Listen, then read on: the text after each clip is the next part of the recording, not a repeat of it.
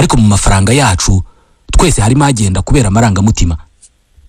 Niyo mpamvu mu mafaranga duteganya habamo ayo gutwerera, ayo kugura impano yo kuzaha umuvandimwe mu bukwe bwe, ayo kugurira agacupa inshuti n'abavandimwe. Utekereza ko aya mafaranga yose uramutse utayatanze hari icyakwiyongera ku butunzi bwawe? Ndabasuhuje, nitwa Ismael Mwanafunzi. Tugiye kongera kuvuga ku mafaranga. Hari igitabo cya Morgan Housel twigeze kuganiraho cyitwa The Psychology of Money. N'ubu tugiye kongera kukivugaho. Iki ntabwo ari igitabo kivuga ku ishoramari ndetse no kuba umukire, ahubwo ni igitabo kigaragaza ko kugira ngo ube umukire icyo ukeneye cyane atari ukuba umuhanga mu icungamutungo cyangwa se mu by'ubukungu, ahubwo icyo ukeneye cyane ni ukumenya kugenzura amarangamutima yawe. Ni igitabo Morgan Housel avugamo ko kugumana amafaranga wabonye ntagucike ari byo bigoye cyane kurusha kuyakorera, kubera ko iyo uyafite uhora ushyugunga kuyasohora rimwe na rimwe mu buryo budakwiye. Izo mbaraga zigusunikira mu kuyasohora rero nizo marangamutima. Izi mbaraga nizo zikubwira ko ukeneye imodoka kandi mu by'ukuri utarabuze uko ugenda. Nizo zikubwira ko ukeneye inkweto zigezweho kandi ubizi neza ko ukeneye n'umuceri. Nizo zigusunikira kugura inzoga ngo wishimishe wowe n'inshuti zawe mu ijoro rimwe kandi ubizi neza ko igihe cyo kwishyura inzu cyegereje cyangwa se abana bagiye gusubira ku ishuri kandi nta yandi mafaranga ufite. Izi ni imbaraga z'amarangamutima mu mikoreshereze y'amafaranga. Uyu munsi rero tugiye kuvuga ku buryo ubwonko bwacu buturwanya bugahungabanya gahunda n'imigambi yose tuba dufite yo gukira cyangwa se gutera imbere mu mikoro. Niba wibuka neza, mu ntangiriro z'uyu mwaka wari wihaye intego ko uyu mwaka uzajya kurangira amikoro yawe yarazamutse, waraguze ikibanza, business yawe yarateye imbere cyane. Niba bigeze aha utarabigeraho, birashoboka cyane ko ubwonko bwawe aribwo bwakurwanyije. Amategeko ntabwo ari yakora abantu nibo bakora amategeko. Ushobora kubusobanukiwe cyane amategeko yose y'ishoramari, ushobora gusoma buri mayeri yose batwigisha yo gukira, ariko igihe cyose udasobanukiwe amarangamutima yawe kubirebana n'amafaranga uzahora mu makosa ahora yisubiramo. Ni amagambo ya Morgan Housel muri Psychology of Money. Amafaranga ntabwo azanwa n'ubuhanga no gushyira mu gaciro gusa. Ikintu kinini kiyazana gishingiye ku mitekerereze n'amarangamutima. Tugiye kuvuga ku mitego ibitekerezo n'amarangamutima byacu bidutega bikangiza ubukungu bwacu. Ariyo mpamvu umuntu umwe kwijana mu batuye isi atunze hejuru ya 40% by'ubutunzi bwose bw'isi. Abasigaye twese 99% dusaranganya ibisigaye. Abantu bagize 1% ni ukuvuga ba Elon Musk, Mark Zuckerberg na Aliko Dangote ntabwo batekereza nkatwe mu birebana n'amafaranga. Niyo mpamvu bari hariya nawe ukaba wibereye aho ngaho. Reka tubivugire.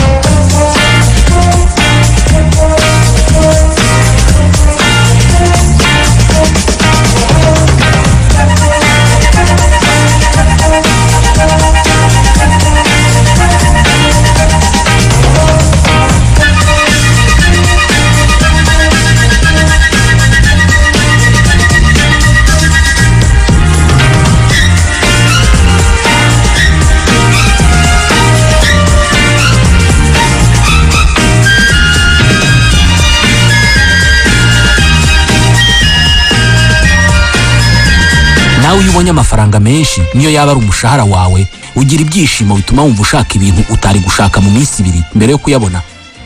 Ntabwo uri wenyine, ibi ngibi biba kuri buri wese muri twe. Uri umuhanga, warize, wasomye ibitabo kandi ufite imyaka myinshi y'ubukure ku buryo wabonye byinshi. Ukorera amafaranga kuva mu myaka 10 ishize, ariko birasa naho hari ikintu gihora kigukurura kikujyana inyuma kigatuma amafaranga yawe utayatindana cyangwa se ngo niyongere. Impamvu ibi bikubaho kandi uri umuntu w'umuhanga nuko ubuhanga butabuza umuntu kubogama cyangwa se kuganzwa n'amarangamutima. Amarangamutima yawe yo gukoresha amafaranga wumva ari mu ubwenge kandi afite ishingiro kubera ko ari ayawe nyine. Morgan Housel avuga ko uyu nguyu ari wo mutego wa mbere abantu b'abahanga n'abanyabwenge bagwamo. Umutego wa mbere ubwonko bwacu budutega bigatuma ubutunzi bwacu butiyongera. Gutekereza ko amahitamo yawe arimo gushyira mu gaciro kandi ko ari ngombwa. Umuntu ejo wari ufite 200,000 akaba yarayanywereyemo 150, uramutse umubajije icyabimuteye yakubwira ko byari ngombwa, akaguha n'ibisobanuro byumvikana n'ingingo zifatika. Yahungukiye inshuti, yishimanye n'izo nshuti ze kandi yungutse ubumenyi n'amakuru atari kugira iyo aguma mu rugo akiryamira. Ngiyi impamvu abantu babiri babona amahirwe amwe yo gushora imari mu kintu runaka ariko bagakora amahitamo atandukanye.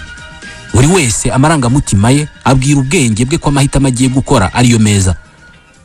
Nzi abantu ahora abitsa amafaranga yo kugura imitungo y'abantu bafite ibibazo cyangwa se amarangamutima yabo yabaye menshi akabasunikira kugurisha ibyabo. Utekereza ko umuntu ugurisha inzu ngo yigurire imodoka ngo afite ubwenge buke, ariko uzaganire nawe aguha ingingo ashingiraho.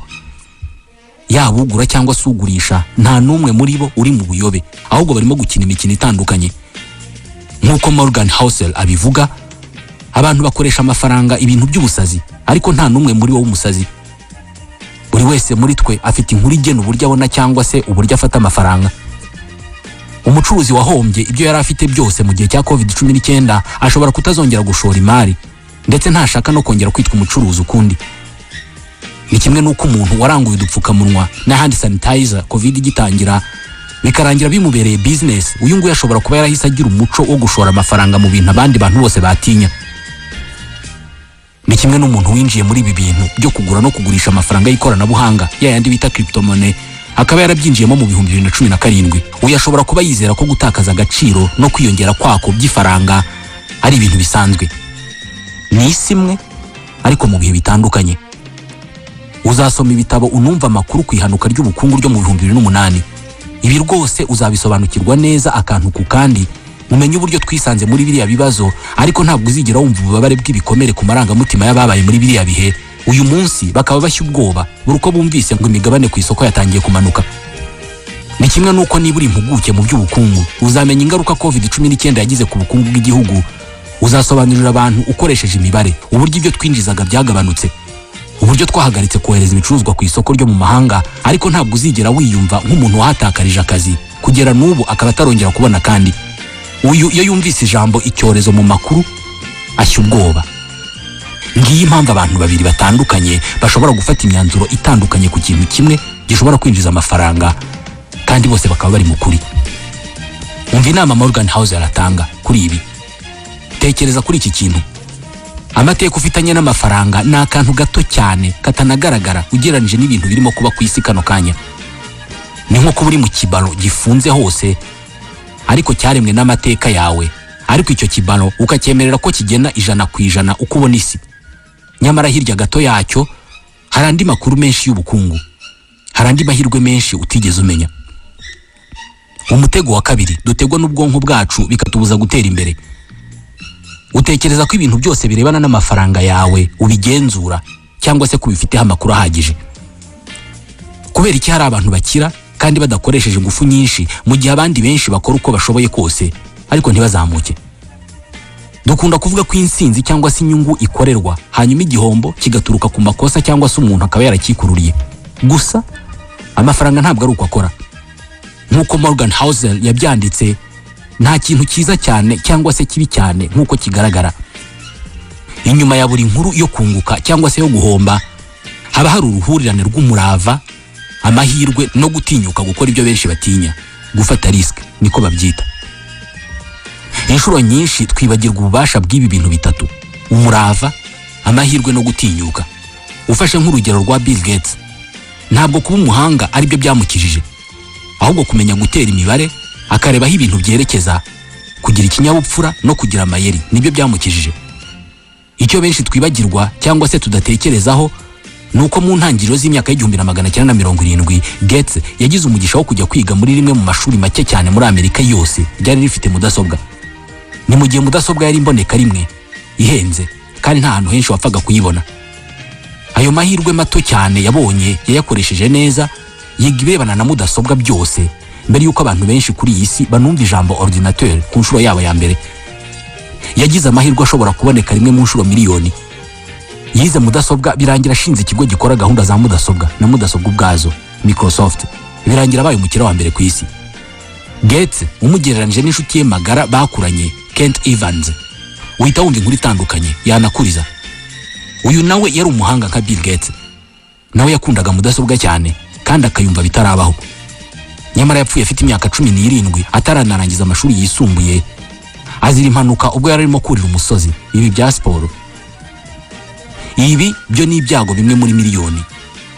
Abana babiri b'intiti bahuye n'ibintu bibiri binyuranye mu buzima, kandi bose ntabwo ari bo babigize mu ruhare mu ntangiriro. Iyi niyo ngingo Morgan Housel avugaho. Ushobora gukora ibintu byose neza ariko ugatsindwa. Ni kimwe nuko ushobora gukora ibintu nabi ariko ugatsinda cyangwa se ukunguka. Ni ukuri kudashimishije ariko niko dufite. Ngiyi impamvu kwicisha bugufi bifite agaciro. Wikwikomanga mu gatuza ngo uvuge ko byose ari wowe biturukaho mu gihe byagenze neza.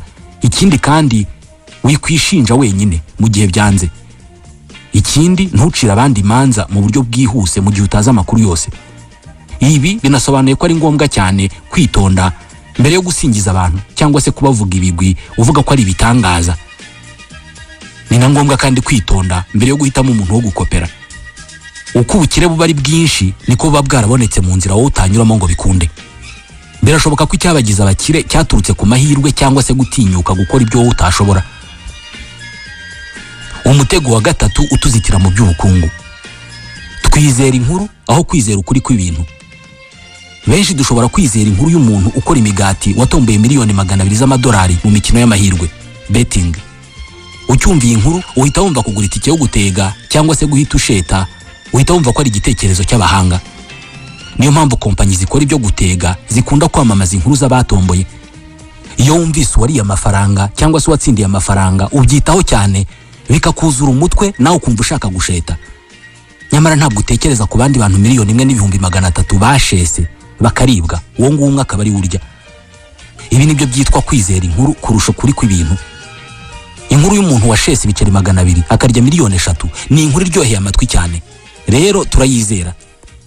Buri wese muri twe ahita yumva ko ari ugiye gukurikiraho mu gutombora za 3,000,000. Gusa ntabwo ari uko bikora. Ikibazo nuko iyo ucyumva inkuru y'umuntu watsindiye 3,000,000 muri ako kanya ubwonko bwawe bukwereka 3,000,000 z'amafaranga, ntabwo bukwereka 3,000,000 z'abariwe. Icyo bukwereka ni imodoka nziza wahita ugura muri izo miliyoni. Ngiyi impamvu Morgan Housel avuga ko uko inkuru irushaho kuryoha niko biba byoroshye kuyikurikira buhumyi. Iyi nkuru iryoshye tuba dushaka kwiba ukuri. Niyo mpamvu tuyizera. Abantu bagurisha ibyo gusheta cyangwa se gutega ku mikino ndetse n'abagurisha inkuru zo gukira vuba kandi abantu batavunitse bazi guhimbiza inkuru z'umukiro kurusha abandi bose babaho. Morgan Housel izi nkuru azita appealing fictions. Inkuru ziryoshye kuzumva ariko zituyobya. Hari abantu bavuga ko kompanyi z'imikino y'amahirwe cyangwa se ibyo gutega cyangwa se betting arizo kompanyi zidasabwa igishoro mu gutangira. Igishoro ni abakiriya bazo, ni ababetinga. Gusa izi appealing fiction Housel aravuga ntabwo ziba mu bagurisha imikino y'amahirwe no gutega gusa. Buri gihe inkuru nk'izi ziduta mu mutego buri uko tugiye gusohora amafaranga yacu cyangwa se mu gihe dushaka kuzigama. Inkuru nk'izi ntabwo zibura kudukura mu murongo. Mu mpera z'umwaka wa 2021 byari bimeze nkaho buri wese yararimo kuba umukire abikesha kugura no kugurisha amafaranga y'ikoranabuhanga, crypto money. Abaturanyi bacu, abantu bo kuri TikTok bose bavugaga uburyo bashoye muri aya mafaranga kandi ko barimo gukira. Ku isi hari miliyoni z'amafaranga yaguzwe n'abantu aya ngaya ya crypto money. Amenshi muri aya mafaranga abayaguze ntacyo bayamazaga, kwari ukuyabika gusa ngo bazayagurisha nazamuka. Niko bababwiye. Aba ari nabo benshi n'abayaguze nta ntego bafite. Izina ryayo gusa ndetse n'inkuru zariherekezaga zuko uyaguze ahita bumukire. Nibyo byasunikiraga abantu kuyagura. Umva inkuru babwirwaga, yagure hakiri kare. Aya mahirwe ntagucike. Abantu ntabwo baguze inyungu y'ahazaza. Icyo baguze ni inkuru z'aba influencer zibabwira ko ubukire burimo kuza mu cyerekezo cyabo kandi ko butazatinda. Ibyiza no kubufata hakiri kare kubera ko mu kwezi gutaha abandi bazaba batangire kurira mu myotsi. Ikibazo nuko mu 2022 ya nkuru y'umukiro yatangiye gusenyuka. Ya mafaranga abantu baguze atangira kuburirwa irengero. Imishinga itangira kuvaho. Miliyari abantu bashoye ziragenda mu kanya gato cyane. Nyamara ibimenyetso by'uko ari icyuka byari bihari kuva mu ntangiriro, ariko inkuru zari zibiherekeje zari ziryoshye cyane ku buryo amarangamutima yacu atari kuzihanganira. Ngiyi impamvu Morgan Housel asaba abantu kwitonda cyane cyane iyi nkuru iryoshye cyane. Ibyiza buri gihe n'ukwibaza utese ibi bintu birimo imibare cyangwa ni ibigizwe no kwifuza gusa.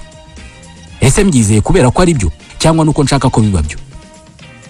Ibi ni ukubera ko mu birebana n'amafaranga ndetse no mu bindi byose bisigaye inkuru zigira ingaruka nyinshi ntabwo ari ibinyoma.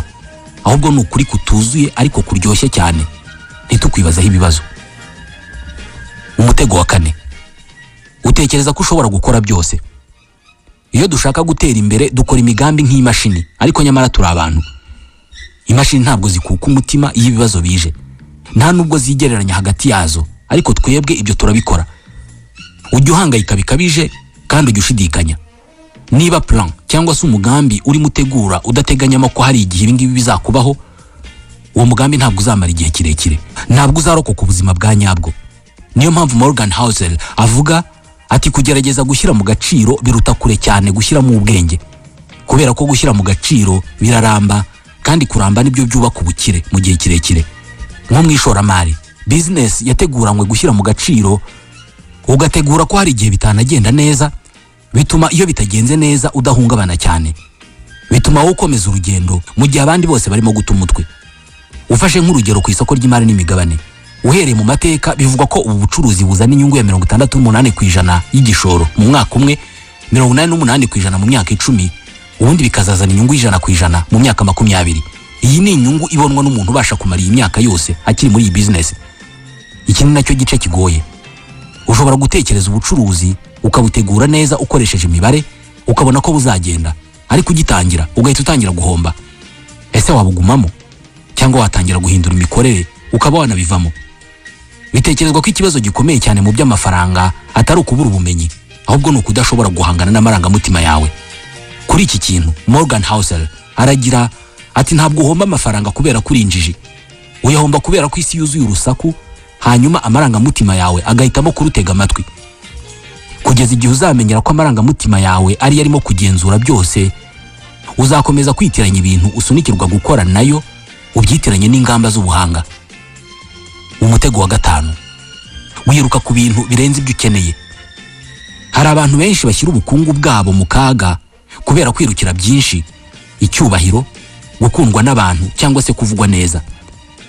Morgan Housel yaranditse ati nta mpamvu yo gushyira mu kaga ibyo ufite kandi ukeneye, wiruka inyuma y'ibyo udafite kandi udakeneye.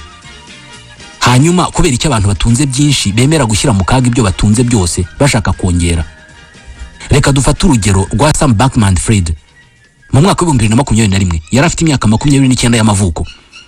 Yari atunze miliyari zirenga 20 z'amadolari.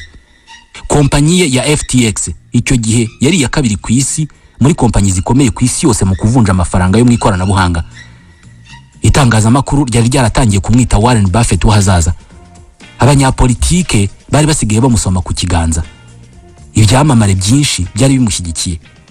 Yari umwe mu bajene ba mbere iyi si yari ifite, bari batunze za miliyari barazikobokeye. Nyamara kandi ubwo yari agitangira, isi yari imutegereje. Gusa inyuma aho tutareba, muri business ye yararimo avanga amafaranga y'abakiriya. Ibi ngibi yabikoraga atagamije gushaka imibereho cyangwa se gutunga umuryango we, yari umuherwe. Ahubwo yabikoraga ngo arusheho kubona menshi. Yashakaga byinshi mu kugenzura isi, byinshi mu kubahwa, byinshi mu kuririmba imihanda yose. Enough cyangwa se ijambo birahagije ntabwo ryashoboraga kumwinjira mu mutwe. Muri business ye yo kuvunja yananyuzagamo agakora iza ndonke n'ibindi bikorwa bigamije kurushaho kunguka, ariko birimo uburiganya. Byarangiye ubwami bwe bwa miliyari 20 z'amadolari burindimutse. N'uyu munsi aracyari muri gereza aho agomba kumara imyaka 25 afungiranye kubera kumva ko miliyari 20 zidahagije. Izi nizo ngaruka zikitwa never enough, kutanyurwa. Uyu ni umutego ukomeye cyane kandi abenshi muri twe ntabwo tumenya ko twafashwe, cyane cyane muri isi ya none y'ikoranabuhanga aho buri wese abazi ibyo buri wese atunze. Uba winjiza amafaranga menshi kugeza igihe uhuriye n'umuntu winjiza menshi cyane. Ugura imodoka nziza, ejo ugahura n'undi muntu ufite imodoka nziza cyane cyangwa se anafite ebyiri. Wishimira ibyo umaze kugeraho kugera igihe ugiriye ku mbuga nkoranyambaga ukahabona abantu bakwibutsa ko ntacyo wakoze mu buzima bwawe bwose, ko ibyo uvuga ko wagezeho bo babihereyeho kera cyane mu myaka myinshi ishize. Kwigereranya ni ikintu kidahagarara. Uko utunga byinshi niko umurongo w'ibyifuzo uzamuka. Umufilozofe witwa Bertrand Russell yarabyoroheje ati kurokoka ibyifuzo ntabwo bishoboka ukoresheje insinzi. N'ibihangange byabaye kuri iyi si ntabwo byari bikingiye kuri iyi ngingo irebana no kwifuza. Napoleon yifuzaga kumera nka César, César yifuzaga kumera nka Alexandre, Alexandre yifuzaga kumera nka Hercule, utaranabayeho, nuwo mu migani n'ibitekerezo. Nguku uko uyu mukino wo kwifuza utagira iherezo. Umukino wo kwifuza ubyara irushanwa ridashobora kugira iherezo, kandi uko uzamuka hejuru cyane niko uramutse uhanutse wakwisekura hasi cyane ku buryo utarokoka. Nyamara iyi ntego zawe ari ubwenge, amahoro n'ibyishimo, intsinzi yawe iba kumenya igihe cyo guhagarikira gukomeza kuzamuka. Intsinzi yawe iba kumenya igihe uhagarikira umukino. Ibi ntabwo ari uguhagarika guhangana, ahubwo ni ukumenya ko atari byiza kugurana ibifite agaciro ushaka ibidafite agaciro. Ni byiza ko buri muntu asobanukirwa iki jambo birahagije rivuze kuri we. Ukwiye guca umurongo, nuwugeraho ufungiraho, urinde ibyo wamaze kugeraho. Morgan Housel avuga ko ubutunzi buruta ubundi bwose atari amafaranga, ahubwo ni amahoro yo mu mutima, kandi nta mubare wa za miliyoni z'amafaranga ubaho ushobora kuguranwa amahoro yo mu mutima. Umutego wa 6: utekereza ko ibintu bizatuma bagukunda bakanakubaha. Twese dushaka ko badutangarira. Hari urwego tugeraho tugatangira gutekereza tuti ningurira modoka nziza, nkambara isaha nziza, nkataha mu nzu nziza, abantu bazantangarira, bose bifuze kubaho nkanjye. Morgan Housel avuga ko atari uko bikora. Umva uko avuga: nta muntu n'umwe ushamadukira ibyo bintu utunze nk'uko wowe bishamadukira. Iyo umuntu abonye imodoka ya Ferrari mu muhanda, ntabwo ikintu cya mbere kimuza mu mutwe ari uriya muntu utwaye iriya modoka yarahiriwe. Ntabwo ari ibyo bimuza mu mutwe. Ikimuza mu mutwe bwa mbere ni wampiriye modoka nanjye. Muri make ntabwo batinda kukubura igitangaza, ahubwo icyo batindaho ni ukwifata bakitereka muri iyo modoka yawe. Morgan Housel yabyise Man in the Car Paradox. Tugura ibintu biduhenze dushaka gukurura abantu birangira batanatwitayeho. Housel abisobanura neza: ubutunzi bwacu buhinduka indorerwamo abantu bareberamo ibyifuzo byabo byo gukundwa no gutangarirwa. Mu yandi magambo, iyo ukize ntabwo abantu bakubona, ahubwo bibonera uwo bifuza kuba we mu bintu byawe. Ngiyi impamvu kugura ibintu bihenze ugamije kwitabwaho bikora gake. Niba ushaka ko abantu bakwitaho bakagukomera amashyi, amafaranga ni igikoresho gito cyane cyo kubigeraho. Niko Housel avuga. Avuga ko icyubahiro cya nyacyo kidaturuka mu byo utunze, ahubwo gituruka mu buryo ufata abantu. Kwiyoroshya, ubumuntu, impuhwe, ibi bikuzanira kwitabwaho kurusha ibindi bintu by'agaciro. Ntabwo bitaye ku byo utunze, ahubwo bitaye ku byo usangira nabo. Umutego wa 7: utekereza ko gusa nk'umukire bisobanuye kuba umukire. Inzira y'ubusamo yo gukena ni ukugerageza kugaragara nk'umukire. Imodoka ihenze, isaha y'igiciro, ibiruhuko mu birwa bya kure, ibi byose bigaragara nk'ubukire. Nk'uko Morgan Housel abivuga, gutanga amafaranga ugamije kugaragaza ko ufite amafaranga menshi niyo nzira nziza yo kugabanya ayo mafaranga. Twese tuvuga ko umuntu atunze dushingiye ku byo tumubonana, gusa ubutunzi bwa nyabwo ni ibitagaragara. Iyo ubonye umuntu atwaye imodoka ya miliyoni 100 z'amanyarwanda, uhita ubona ko uwo muntu akize. Gusa icyo utabona ni inguzanyo yafashe ngo ayigure, ni umuhangayiko afite, ndetse n'igitutu ahoraho ngo duhore tubona ko akize. Housel abisobanura neza: ubukire ni umutungo uba utarahindurwa mu bintu tubonesha amaso. Ni ubuntu ugirira abantu bababaye iyo utaratangira kubugurisha ngo utangire kujya wishyuza. Ni ubunyangamugayo ugira iyo utaratangira kubona ko wabubyaza amafaranga. Kugaragara nk'umukire bisaba gushora amafaranga. Kuba umukire byo ni ukudashora amafaranga. Ni amafaranga udashora mu guhinduranya imodoka buri mwaka. Ni amafaranga udashora mu kugura ibintu byo kwerekana kuri Instagram. Ni amafaranga udatanga ubabaye ugamije kwiyumva nk'umuntu wagezeyo kandi byahe. Ubukire ntabwo busakuza, ahubwo ni ibiguha ubwigenge, igihe n'amahoro yo mu mutima. Morgan Housel agaragaza ko ibyemezo bibi byinshi bibaho mu ishoramari bituruka mu kugerageza kugaragara nk'umukire aho kugerageza kuba umukire. Ibi ni ukubera ko kugaragara nk'umukire bikurura abantu bakakwitaho, ariko kubaka ubutunzi byo bikorwa bucece. Nta muntu ugukomera amashyi iyo buri kwezi ushora amafaranga ahantu runaka. Nta muntu ugukomera amashyi iyo hasohotse iPhone 17 wowe ukagumana iPhone 7 yawe. Izi nizo ntambwe zubaka ubutunzi buramba. Muri make, niba ushaka kubaka ubutunzi bwa nyabwo, ihanganire kutagaragara nk'umukire. Umutego wa 8: wigarurirwa n'ubwoba bwiyambitse umwambaro w'ubwenge. buri gihe amakuru mabi niyo akurura abantu benshi. Yumvikanisha ko ibintu byihutirwa kandi ko ari ingirakamaro. Bwira abantu ko ubukungu bugiye guhanantuka, bazakumva. Babwire ko bugiye kuzamuka buhoro buhoro mu gihe cy'imyaka 20, urebe uburyo bakuvaho umwe nyuma y'undi. Uyu ni wo mutego w'ibyitwa pessimism, kubona ibintu bibi gusa. Morgan Housel abivuga neza. Amagambo y'icyizere buri gihe yumvikana nkaho urimo gutaka igicuruzwa. Amagambo atarimo icyizere yo yumvikana nkaho umuntu runaka arimo kugerageza kugufasha. Impamvu nuko inkuru mbi zose ziba ari nshya, biba ari ibintu bibaye ako kanya cyangwa vuba. Zivugwa mu ijwi riranguruye kandi zikaba zuzuye amarangamutima. Inkuru y'uko isoko runaka ryaguye ku ijanisha rya 40%, iyo nkuru iza ku mapaje abanza y'ibinyamakuru byose. Inyungu y'100% mu myaka 6 nta kinyamakuru kiyandikaho. Mu yandi magambo, gusubira inyuma biba ku muvuduko munini cyane kandi bigasakuza. Gutera imbere biba gahoro gahoro kandi bucece. Niyo mpamvu amagambo atarimo icyizere akurura abantu nubwo yaba atari ukuri. Ni mu gihe amagambo y'icyizere yumvikanamo ubupfayongo. Gusa guhora ubona ibintu mu isura nziza ndetse no kugira icyizere ntabwo buri gihe ari ubupfayongo. Nta nubwo ari ukwirengagiza ko hari ibibazo. Ni uguteganya ibibazo ariko icyarimwe ukaba wizeye ko ibintu bizatungana mu gihe kirekire kiri imbere. Morgan Housel abyita guteganya ko ibintu bizaba bibi ukazatungurwa nuko bigenze neza. Iyi myumvire nigumisha mu bikorwa abashoramari b'abahanga. Buri gihe wishinze kumva inkuru mbi zose zivugwa, washya ubwoba, wahangayika ukagurisha ibyawe hakiri kare, bikarangira uretse bumwe mu buryo bwashoboraga kuzakora iyo wemera gutegereza gato.